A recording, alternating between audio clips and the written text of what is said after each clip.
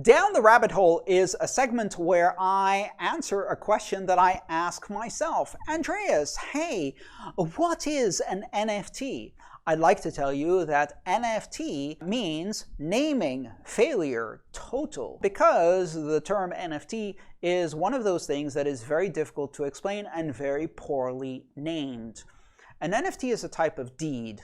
The acronym NFT means non-fungible token, which is what I like to call a negative explanation. You asked me what is an NFT, I gave you an answer, and now you have two questions because now you don't know what non-fungible token means. I have to explain that and also what fungible means. Fungible means that any unit of, say, a currency is indistinguishable from every other unit of a currency. If you give me a dollar bill, I don't care if the serial number ends in a 2 or a 3 or a 5. It's still just a dollar bill. That is a fungible currency. It is fungible by law.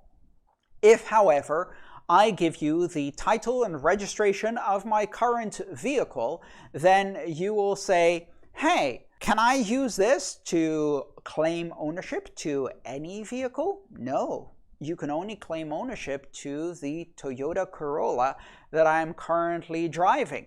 The specific one with this registration number, that is a deed. It's a title of ownership. It is non-fungible because it does not represent any possible variation of that type of item. It represents a specific instance. Not any Toyota Corolla, not any car, this car. And so that is what a non-fungible token is. It is a token that represents a unique item. Now, it can be a physical item, for example, a house, a boat, a car, or it can be an intangible item, for example, a picture, or the intellectual property of my logo, or something else. And that may have some degree of recognition by some authority or none at all. For a digital item, you can prove ownership with the blockchain, and the digital item itself may give you some kind of special privileges. Now, let's say, for example, you have a non-fungible token that is related to a piece of art, a digital photo. Can someone copy the photo? Of course they can, just like they can photocopy a signed copy of my book. But it's still not the original signed copy of my book that I signed. They can't copy the non-fungible token that proves that it was issued by me, for example, and therefore that's what they own. They don't own the digital image because that can be copied. They own the proof that I issued it, which gives them bragging rights. It gives them the ability to say that they are a patron of my work. It gives them the ability to say that they have recorded a unique moment, and that may have meaning or value depending on how you look at this space. It's very often easy to be cynical about these things and not see why these things might have value, but I think they do. I think that they can have meaning for those who collect these things. Ultimately, that's what they are, collectibles, but they're programmable collectibles that have special features. For example, let's say I gave out a signed copy of my book as an NFT, and you have the ebook. Well, you can copy the ebook. In fact, it's open licensed, but the NFT proves that you got it from me as the author, and that's the same as me putting an autograph in it. But it doesn't end there. I could make it so that presenting ownership of that NFT, for example, with a digital signature from the same key that owns the NFT, you could gain access to the secret, super duper exclusive, members only area on my website where you could ask me questions. I wouldn't do that, but that's something you could do with an NFT. So you can use it as an access token. Maybe I go and do a concert at Madison Square Garden where I talk about NFTs, and then you can use your ownership of the NFT as a ticket to come and see me. Madison Square Garden, call me if you want to book this, you know. I'll be available.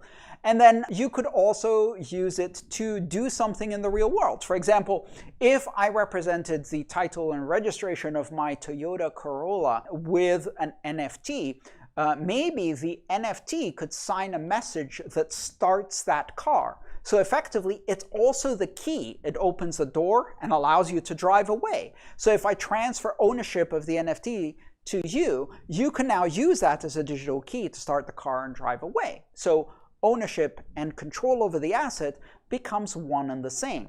And there are many other things. I could also do things like deliver a stream of royalty revenues, dividends, or royalty payments to my audience. So these things are very flexible. They allow us to do things with tokens.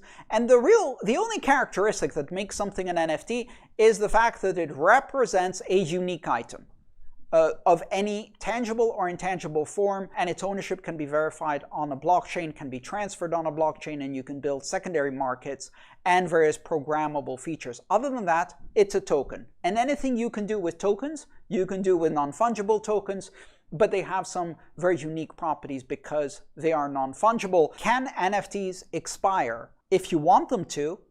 They don't expire at the moment, but you could implement a kind of enhanced NFT standard that has some additional features, including expiry. Let's think about this for a second. What is an NFT? Very much like an ERC20 token, an NFT, which if I remember correctly is a ERC721, I don't remember the number by heart. That type of token specification specifies the minimum interface available for a token to be compatible with the standard. So it has to support, let's say, 5 different calls that allow you to do certain things with that token.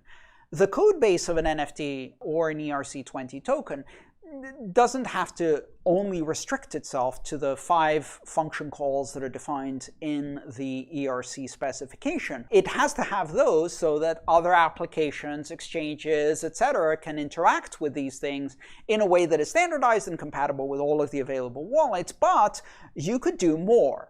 And many tokens do more things. They have additional capabilities, features, or even limitations, constraints that are implemented in code and with function calls that are outside or extensions of the standard. And those may be further standardized with additional standards or not. They may be custom to a specific NFT. So you could write an NFT that has some additional functions that do things like expiry, and you could implement those functions so that each NFT also has an additional field, which is maybe its expiration date, and then you could check if it's expired or not, and you could limit how the other functions work. So yes, you can do that. That's the interesting thing about programmable smart contracts. Hi, thanks for watching the video. I'm Andreas Antonopoulos. I'm the author of Mastering Bitcoin, Mastering Ethereum, and the Internet of Money series. If you'd like to support my mission of bringing education about Bitcoin and open blockchains to as many people as possible under open, free Creative Commons licenses, please consider subscribing to my channel and supporting me on patreon.com/AANTONOP. Thank you.